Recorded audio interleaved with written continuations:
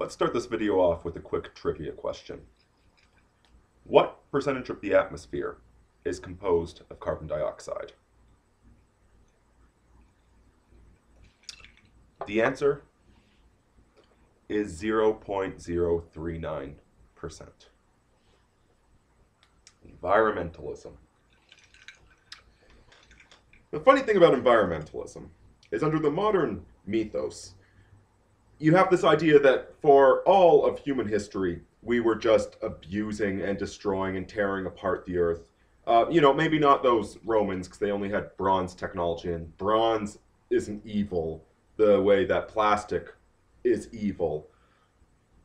But that somehow around the 60s or 70s, conveniently, that's when we figured out that, oh, we should, take care of the planet, spaceship Earth, etc., etc. See these pictures from the 1950s of these giant smokestacks just belching. Oh, look at all that evil smoke going into the atmosphere. They're killing the planet. And yet those stories have very little bearing on reality.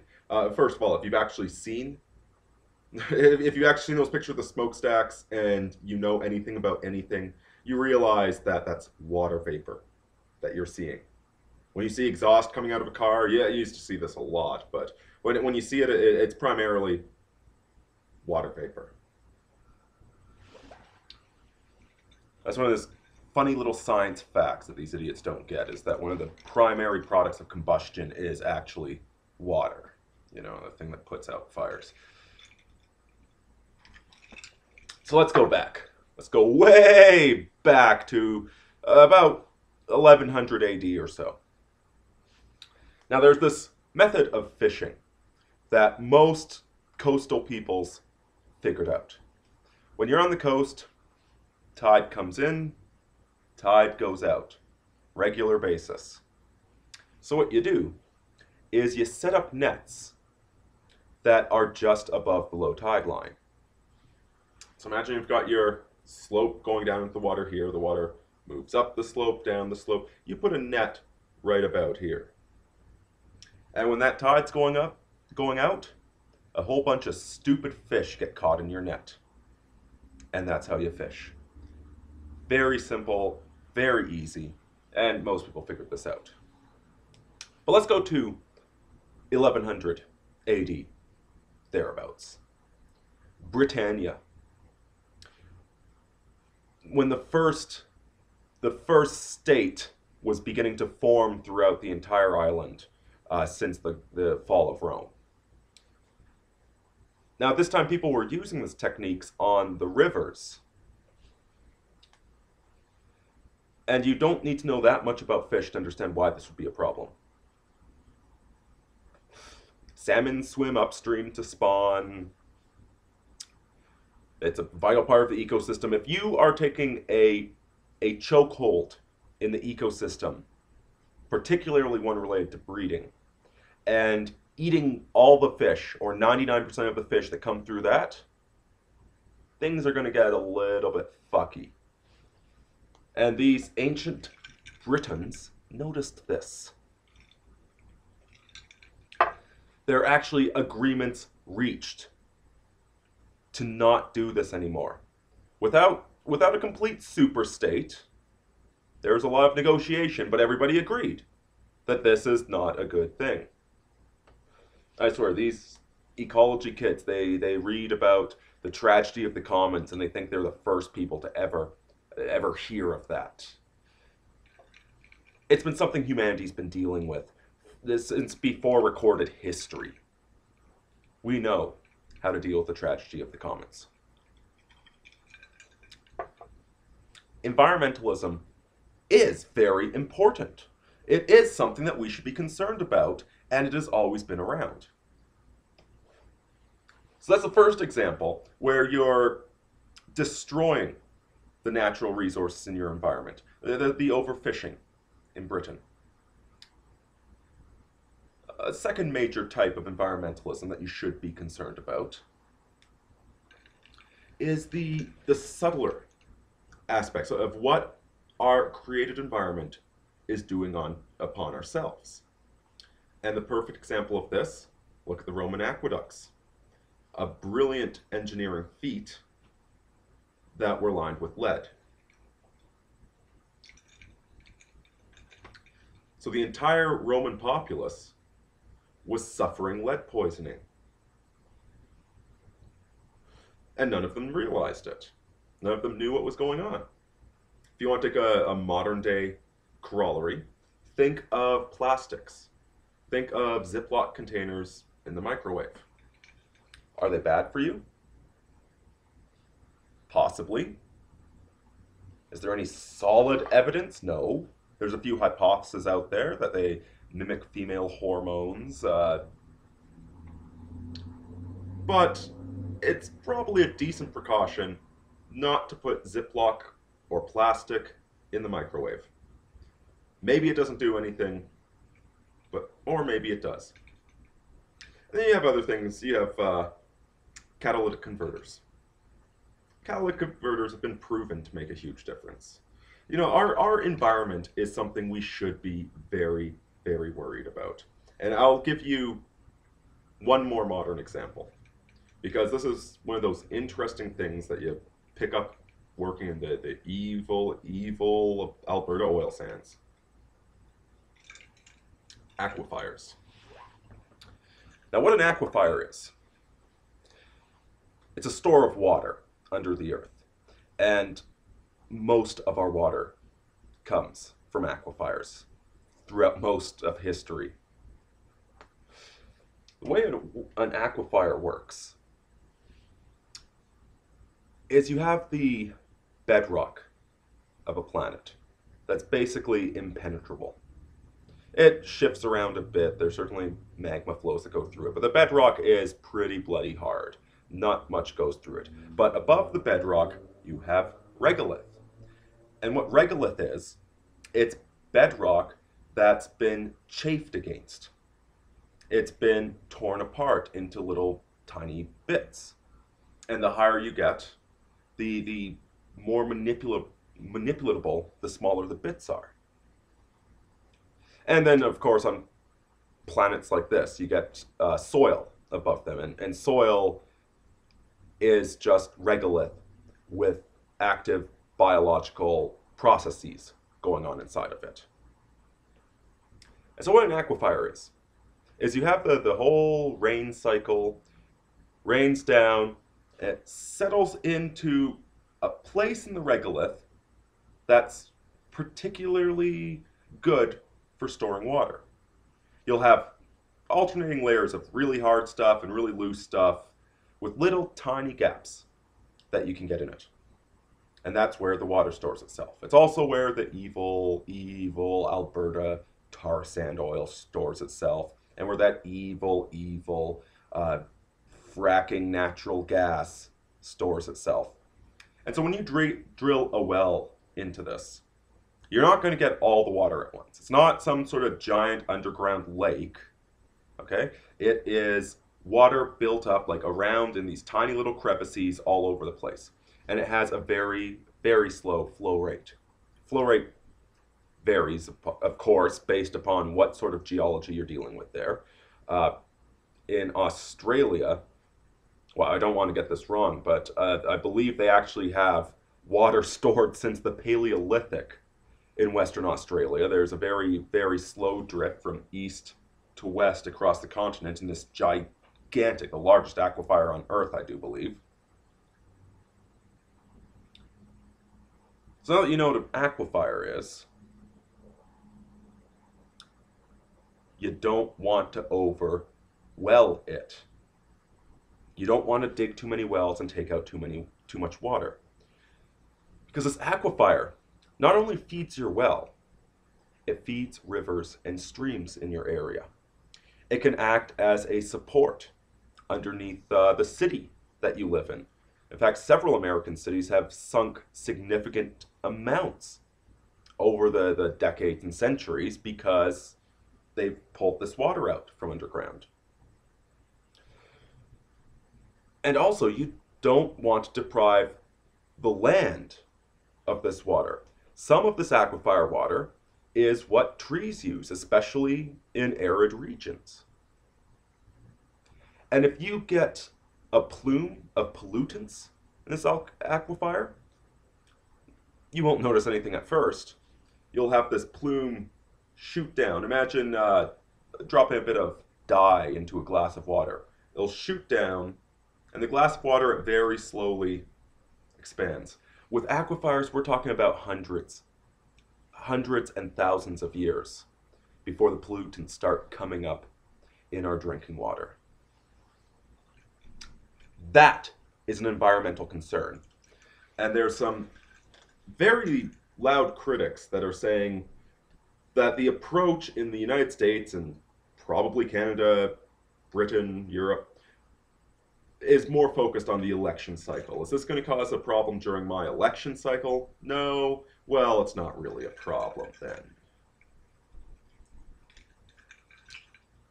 That is the sort of environmentalism we should care about.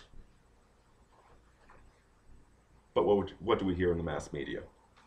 What do we have shoved down our throats constantly? Global warming.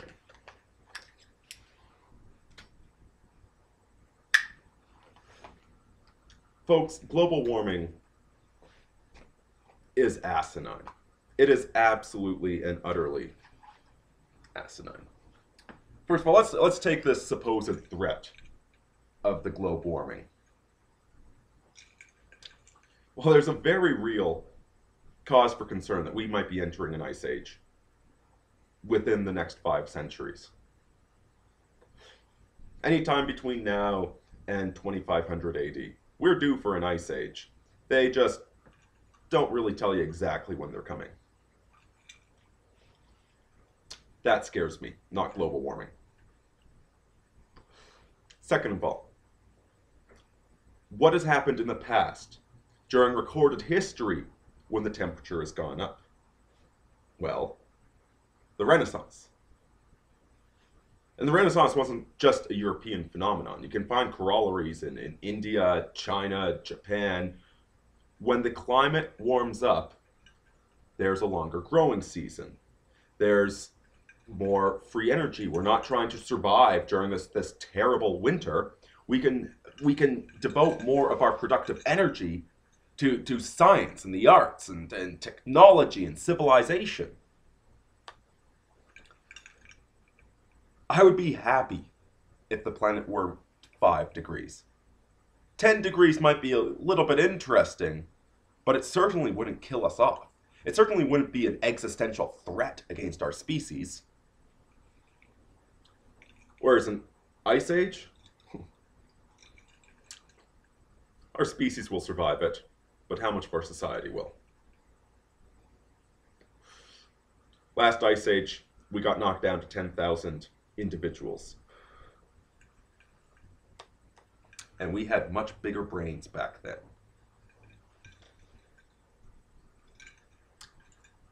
Next, this whole CO2 is a pollutant thing. It's just another one of these asinine environmentalist calling cards. CO2 is a natural product of the environment. It's a critical part of the biological process. If you increase CO2 substantially in the atmosphere, do you know what would happen? Plants would grow faster. And there's scientific evidence to back that up, too. You'd have regions that formerly you could not grow commercially viable crops. All of a sudden, with the higher CO2 levels, they'd be commercially viable. And finally, the last linchpin in this idiotic CO2 argument. I'm sure you've all seen the graph. This is actually what turned me off of the whole environmental movement in the first place, was Al Gore and his ridiculous little movie, where he had to get that little electronic accordion to lift him up on his giant graph to point at it. Yeah, you're a good showman. You're not a good scientist, Al Gore. You did not invent the fucking internet. this graph of temperature levels versus CO2 levels, guess what? There's a gap they don't want you to know about between the CO2 and the temperature. The warm temperature happens first, then about 50 or 100 years later, the CO2 level follows it. Because you know that thing that covers 70% of our planet, the ocean? CO2 is water soluble. When the planet warms up, the oceans slowly release CO2 into the atmosphere. Thus, the connection between temperature and CO2. These people know this. These people have the data. They study this in school. But they don't tell that to us in the media. So what drives climate change? Well, there's two interesting theories right now. The one, the most self-evident one, is that giant ball of fusion that we're locked into orbit around? It's roughly in that direction for me right now. Yeah, maybe that thing causes climate change. It goes through periods where it gets hotter and colder. And there's some worrying signs that it's getting colder right now. It might be what causes ice ages. It's certainly what causes winter in the north and south hemispheres. And there's one more interesting theory that is so bloody weird that I think it might actually be true, is that high energy particles from supernovas trigger cloud formation. And when you have more clouds, you have less light. More light reflecting back out into outer space, so you get less temperature. And it is so bloody weird that I think it just has to be true. But either way, these are two workable and interesting theories that are plausible. This CO2 myth that somehow driving your car is bad for the planet is absolutely asinine. There's a saying, and nobody knows quite who invented it. There's a few different people in the ring contending for being the inventor, but the watermelon. Green on the outside, red on the inside.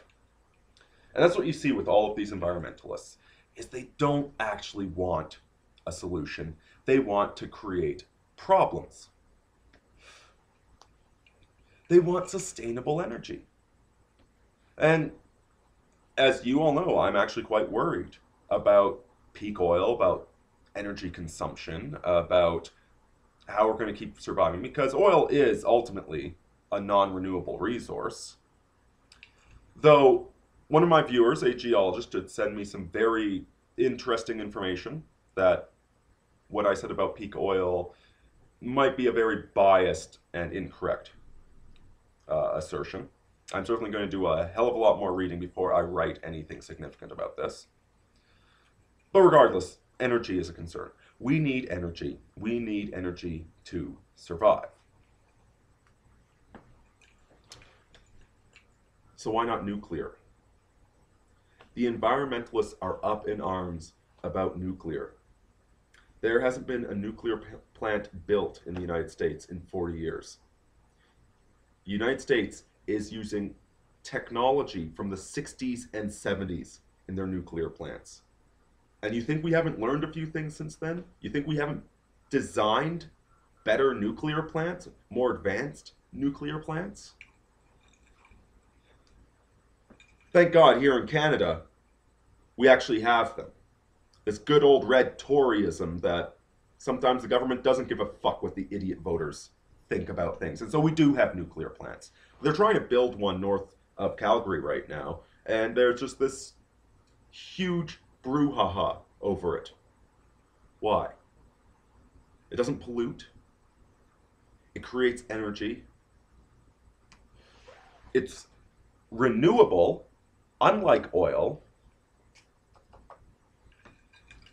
we're not in danger of running out of nuclear materials, fissionable materials, for at least the next 10 million years, okay?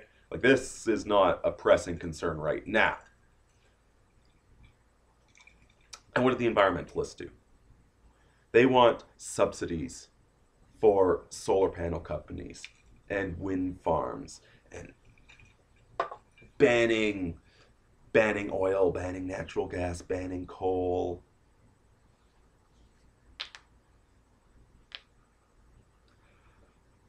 These people do not care about the environment.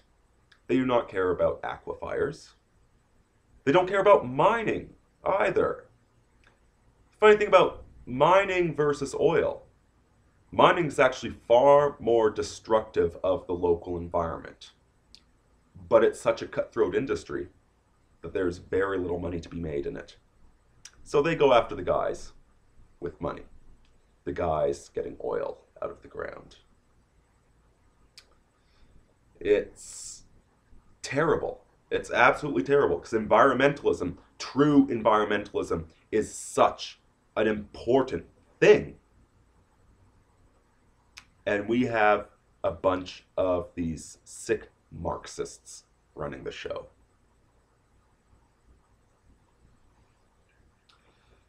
So don't go overboard and be all anti-environment because you're right wing and LOL, I threw a plastic cup out the window.